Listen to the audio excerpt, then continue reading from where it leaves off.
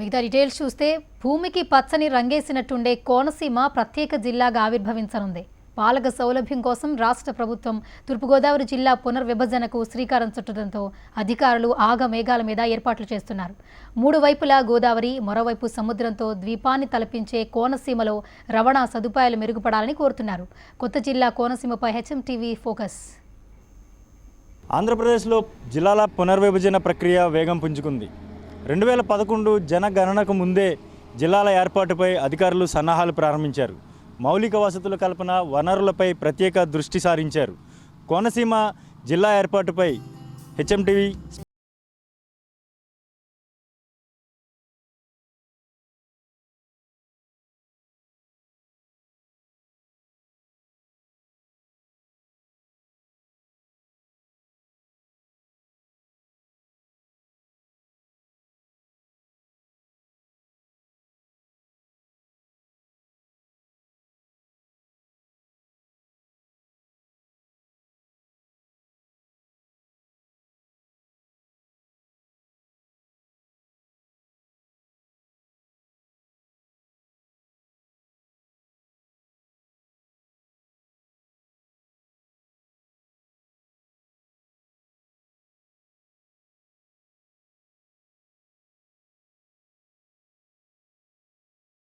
Parliament సెగ్మెంటులో Amalapuram, Mummidivaram, P Gannavaram, Razole, Kothapeta, Ramachandrapuram, Mandapeta మొత్తం 7 assembly నియోజకవర్గాలతో Konaseema జిల్లా ఆవిర్భవించనుంది.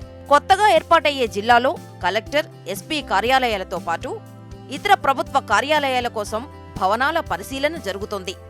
చుట్టూ గోదావరి, ఒకవైపు సముద్ర తీరంతో కలకలలాడే కోనసీమ జిల్లాగా ఏర్పడితే త్వరితగతిన అభివృద్ధి కోసం అధికారులు ప్రణాళికలు రూపొందిస్తున్నారు.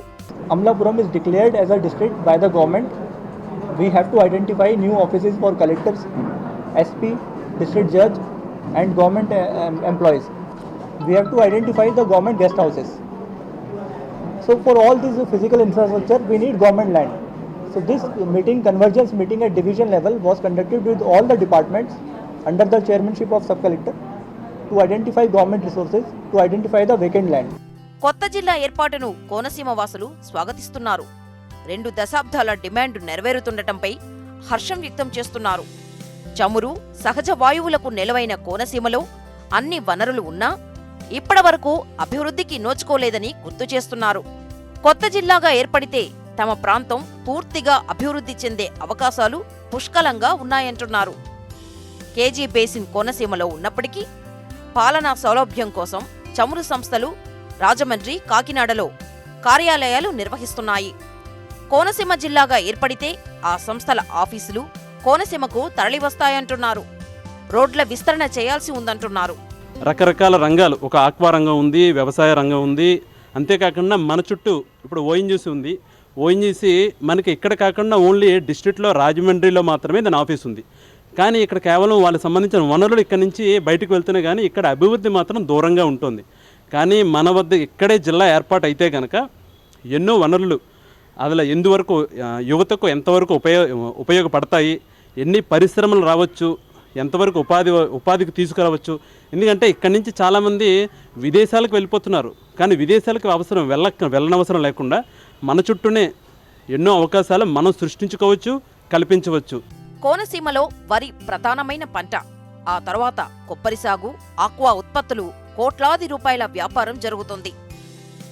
లోక్సభ మాజీ స్పీకర్ జీఎంసీ బాలయోగి ప్రాతినిధ్యం వహించిన కోనసీమ ఆయన హయాంలో తప్ప అంతగా అభివృద్ధి జరగలేదని జనం భావిస్తారు. బాలయోగి స్పీకర్గా ఉన్న సమయంలోనే కోటిపల్లి నర్సాపురం రైల్వే పనులకు అడుగులు పడినా 30 ఏళ్లుగా పనులు నత్తనడకన సాగుతున్నాయి.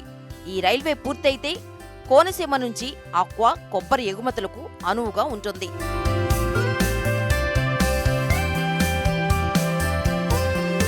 కొత్త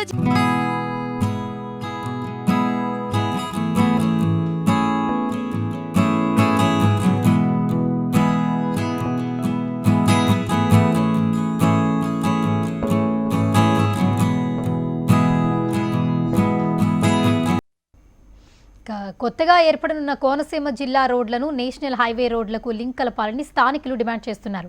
కోల్కతా, చెన్నై జాతీయ రహదారికి అనుసంధానంగా అమలాపురానికి ప్రత్యామ్నాయ రోడ్డును ఏర్పాటు చేయాలని కోరుతున్నారు. అయితే కోటిపల్లి, నర్సాపురం రైల్వే పనులు చేయడంతో పాటు టూరిజంపై దృష్టి సారిస్తే కోనసీమ అభివృద్ధి పథంలోకి దూసుకుపోతుందని ఆశాభావం వ్యక్తం చేస్తున్నారు.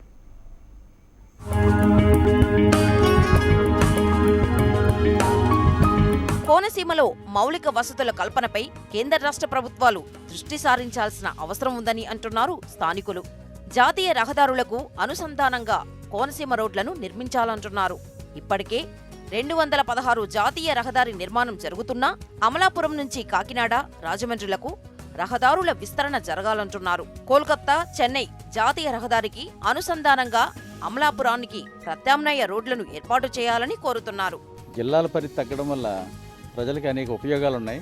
ఇందులో భాగంగా మెయిన్ కనెక్టివిటీని పెంచవలసి ఉంది. మనకి ఇటు సకినేటిపల్లి చుట్టుపక్కలంతా కూడా సముద్రం, నదులు ఉండడం వల్ల కనెక్టివిటీ సరిగా లేదు. ఇప్పుడు మెయిన్ 4 లైన్స్ రోడ్లు అన్నింటికి కోనసీమతో కనెక్టివిటీ చేయాలి.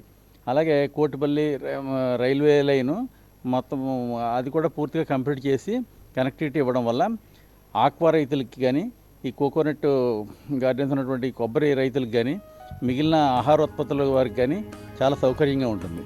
కోనసీమ ప్రకృతి అందాలకు నెలవు. కోయలులికించే గోదావరితో పాటు సుదీర్ఘమైన తీరం కోనసీమ సొంతం. కేరళ తరహా వాతావరణం కోనసీమలో కనువిందు చేస్తుంది. దీనికి తోడుగా టూరిజాన్ని అభివృద్ధి చేస్తే కోనసీమ పర్యాటక రంగానికి ఆదరణ లభిస్తుంది అని స్థానికులు అంటున్నారు. ఈ కోనసీమను ప్రత్యేక జిల్లా చేయటం వల్ల అనేక రకమైన ఉపయోగాలు ఉన్నాయి. ఎందుకంటే ముఖ్యంగా అడ్మినిస్ట్రేషన్ విషయంలో చాలా ప్రత్యేకించి వీళ్ళ యొక్క స్థితిగతులపైన వాళ్ళు నిర్ణయాలు తీసుకునే అవకాశం ఉంటుంది. ముఖ్యంగా ఇక్కడ కోనసీమలో మామూలుగా పర్యావరణ పరిస్థితుల్లో కానీ, అలాగే పర్యాటకం కానీ అభివృద్ధి చెందవలసిన ప్రదేశం ఇది. కాబట్టి పర్యాటకంగా అభివృద్ధి చెందే దిశలో ఉంటుంది ఇది. ఎట్టకేలకు కోనసీమ వాసుల కొత్త జిల్లా కల నెరవేరుతోంది. ఇక్కడి సహజ వనరులను కేంద్ర రాష్ట్ర ప్రభుత్వాలు వినియోగించుకుంటే కొత్త జిల్లా కోనసీమ అభివృద్ధి పథంలో ప్రయాణిస్తుందని స్థానికులు ధీమా వ్యక్తం చేస్తున్నారు.